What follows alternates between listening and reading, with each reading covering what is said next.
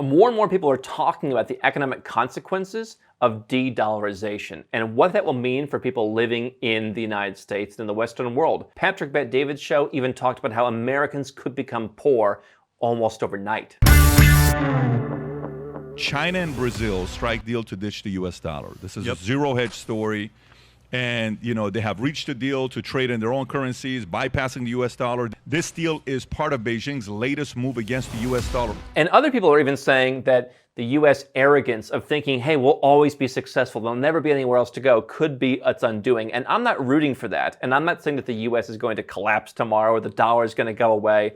People have been predicting that for 50 years. And obviously, yes, the dollar has become less valuable, but the US is still in pretty good shape overall. But here's where it's not in good shape. If you're a successful person, not only has your dollar gone down dramatically in value, but you are now the enemy. Your taxes have gone up, and they're only going to continue going up as the US potentially loses some margin on global trade as the BRICS economies get together with either their own currency or greater cooperation. As more global trade is conducted in other currencies, that means less US control of the world financial system. It means less US geopolitical control as countries evade what the US and its Western allies want to do. And I'm not saying that's good or bad. What we try and talk about here is how do you prepare for a world where the dollar is less relevant, where it's worth less, not worthless. And so I want to give you some ideas on how you can do that. Obviously, the US dollar is like any fiat currency where it's based on confidence. Confidence can change over time.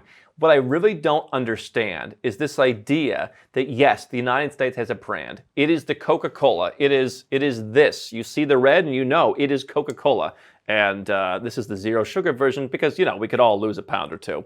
But the understanding that the US dollar will always be number one. The US will always be number one. I mean, Warren Buffett talks about you've got to buy at the right price. It may go up and down after you buy it, but long term, you have to buy in at an attractive price. Same rule of buying real estate. You make money when you buy, not when you sell. And right now, many Western economies are frothy because they have the Coca-Cola brand reputation that I don't know how you can necessarily go that much higher. Yes, there'll be plenty of companies in the United States that do well. I even gave the advice to my team. We did a training for all of our employees. Your first $60,000 in money that you save outside of an emergency fund, if you're not thinking about investing but you just want to grow your money, put it in an S&P 500 index fund. At $60,000, since none of them are Americans, now you've got to worry about what's called U.S. situs assets. Many people don't realize that if you are not a U.S. citizen, if you're not living in the United States and you have these U.S. assets, you're liable for estate tax at a very low threshold. And so I said, save up $60,000 if you're taking my advice, and then come back to me, we'll figure out what to do. So I'm not saying that there's no potential to invest in the US, but what I am saying is I think a lot of the value of the US and Western economies is factored in. And so just take an example. Look at what's happening with the Ukraine war. I talked about that when it started. I'm not commenting on the actual war itself. But if you look at the support outside of the Western world, I can tell you, living in places like Malaysia, no one's talking about it. The U.S. is largely in a world with its Western partners, and much of the rest of the world that you don't hear about is doing its own thing. They're supporting different causes. They're worried about how to grow their own economies, and that's not really in league with what the U.S. wants. So how do I prepare for a world where the dollar is less relevant? Not irrelevant, but less relevant, right? Because we realize that money's made and lost to the margins. Number one, if I had physical assets, I would look at moving some or all of them out.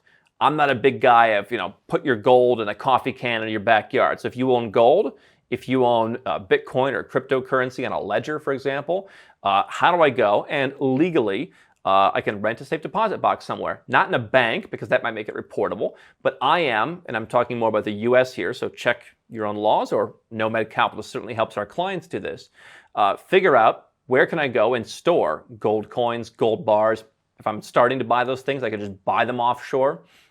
I can store them offshore. It's going to cost me a little bit of something, but I can put them in a country where I believe the government is more likely to leave me alone. If I've got a crypto ledger, I can find somewhere to put that. Again, you want to do so legally. There are reporting requirements in some cases. You should follow those when required. We're not trying to hide anything, but where we're allowed to legally diversify, I will be putting stuff in other countries, physical assets, right?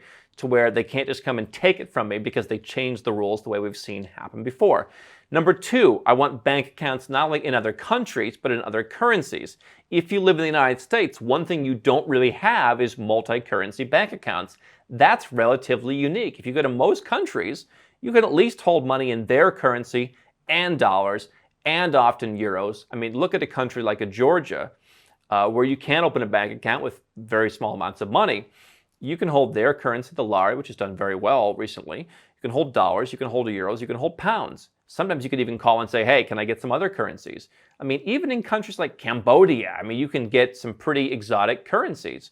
Certainly when you go to offshore banks that are designed for foreigners or that have a special part of their bank open to foreigners, whether it's in Singapore, Switzerland, the UAE, and others, they're going to let you hold 7, 10, 12 different currencies. You don't have that if you live in the United States. If you live in Canada or Australia, maybe you have 1 or 2 other currencies. And so I want to be able to, again, not have to rely on where's the dollar going to be, because if the dollar is less relevant and I'm doing things on a global level, which I think you should be if you're thinking about where to make the most money, how to build your business the biggest, you don't only want to rely on selling to one market. In our business, sure, we help a lot of Americans and really North Americans. We have Americans and Canadians. We help people from Germany, from the Netherlands, from Australia, from New Zealand. We get people from other parts of the world as well. I mean, people come to us from South America and Asia, and even a few people from Africa, right? We're not entirely dependent on one country. And so why do you want to, keep all your money in one currency? Also, having bank accounts overseas gives you some asset protection. Again, if you're a U.S. citizen in particular, you need to report those. Not a big deal. You just do that. We have tax professionals that help people do that. It's very, very lightweight, but you should do it. But let's say that restrictions come into place, let's say on the dollar. Let's say there's some kind of capital controls. Let's say, who knows what they could do? People talk about CBDCs. You can imagine what could happen. Do you want all your money tied up in that system? You probably don't. So if you have other currencies, you can move your money around in that currency, and then you're subject to what they're doing, right? So that's why people have gotten into things like Bitcoin and cryptocurrencies. But for the fiat currency that you need, you may say, hey, it's easier to transact in euros, or I trust the Swiss more. I'm going to hold Swiss francs. Right? Number 3, I would have investments in other currencies. And so obviously people don't want to have all of their money in a bank account. They want to make investments. And so I've talked about Indonesia. I've talked about India. I have funds there that have done well. Those are harder markets to access if you don't live there. Most brokerage accounts won't allow them. Even you can get a specialized brokerage account, let's say in Asia. Even then it can be sometimes difficult to invest in, like India. But you can get a bank account in Singapore, for example, and they will have a more local version of an Indian fund that is much more focused on what's actually happening in India than whatever you can just buy on the New York Stock Exchange. And that, I think in my experience, would perform better. And so I'm going to have investments, whether it's stocks, whether it's REITs, you can buy those. Maybe I'm going to buy some property in another country. And what I've consistently told you is, what about a place where you can get a passport for buying property? Turkey may be getting rid of their citizenship by investment program, depending on who wins the next election. And so you may not think a Turkish passport is the best thing, but you can buy property. Property prices have gone really through the roof, quite frankly, in the last year and a half, even after the currency went down and even after the inflation. Your real estate investment would have done better, and they give you citizenship for free. We've helped people buy properties at fair market value and get citizenship in Turkey. There's, St. Kitts and Nevis, you can do the same thing. Probably not as good of an investment, but I can diversify assets into other countries, other currencies, and not have to have the control of the United States, where who knows what could happen when they're less in control. When things go wrong for countries, politicians start pointing fingers. People who have options, people who have money are often the targets of those things. And so do I want to be around when they say, hey, you can't move your money to the country. Hey, we're doing a haircut to your funds. Hey, we're going to borrow some of your pension funds to put over here, and then we're just going to forget to repay you. That stuff actually happened. And they're always thinking of new things, the so-called financial black swans. So just having the money out, bank accounts, investments, somewhere else. Now, number 4, I want residences in places that are on a different standard. So what I've talked about recently is having 3 citizenships is even better than dual citizenship, because if you have two citizenships, maybe one is the United States or Canada, and maybe another one, if you don't want to move, is just going to be a Caribbean citizenship by investment. Okay? We help people get citizenship in all kinds of different manners all the time. We do not just sell Caribbean citizenship by investment. We do citizenship by descent at Nomad Capitalist, where you have someone in the family tree. Maybe your great-grandmother from Italy, you get Italian citizenship. We do citizenship by investment in the Caribbean, in Turkey, and other places. We help people who move overseas work towards citizenship that way. There's a number of different ways we've covered to get a second passport, and we work on all of them. So we're not going to sell you one particular thing that's our specialty. We're going to help you review your options and do what's best for you. One thing I think is good, though, is Caribbean citizenship, not a bad citizenship. They're going to basically, give you a lot more freedom. But they are closer to the U.S. They are smaller countries. And so what I've sometimes said is get citizenship in the Caribbean, get citizenship in Turkey. Or, we had someone whose parents were from Serbia, get your Serbian citizenship. Or how about this? Add a country that's kind of off the grid that, like Ecuador or a Nicaragua, or maybe a Serbia counts in there, or something like that, where they're just out of the system. Right? Mexico could even work. A lot of Americans living in Mexico now. If you live in Mexico for long enough, you can apply for Mexican citizenship. If your parents are Mexican, you can get you're already probably a Mexican citizen, right? Those are countries that, as these non-Western economies become more and more important, as de-dollarization increases, they're going to be doing their own thing. They're going to profit, many of them, economically, right? Now, do I want to be Indonesian? Probably not. I think we recommended to one client once. He actually qualified to be Indonesian, and for his very unique situation, that actually wouldn't have been bad. But most Asian countries do have more restrictions on dual citizenship, which makes them less interesting.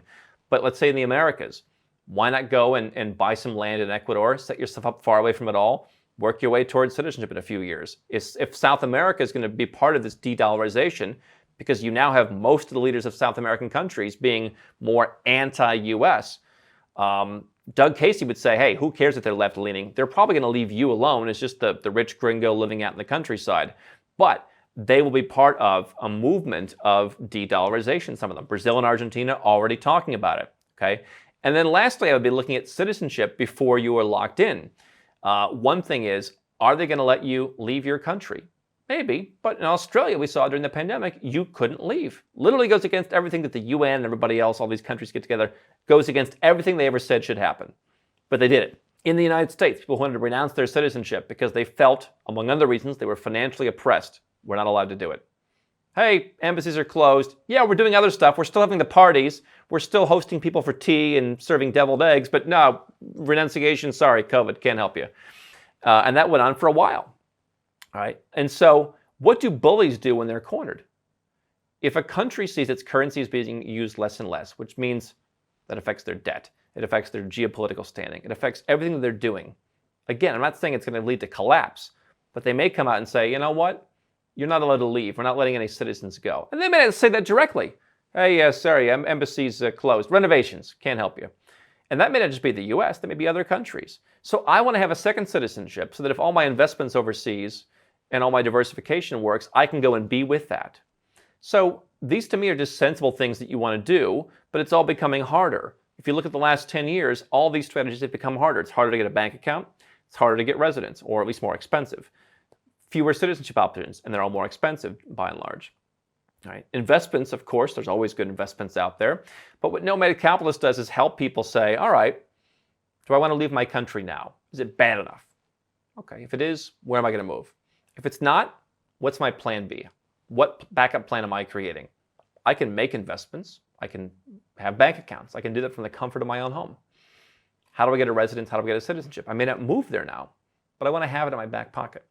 Go to nomadcapitalist.com. We'll help you do that. But these are the kinds of things that I want for de-dollarization, because one of the reasons the U.S. for some people has been so good is precisely because they have this level of control. When they don't, things will get worse and you'll want other options.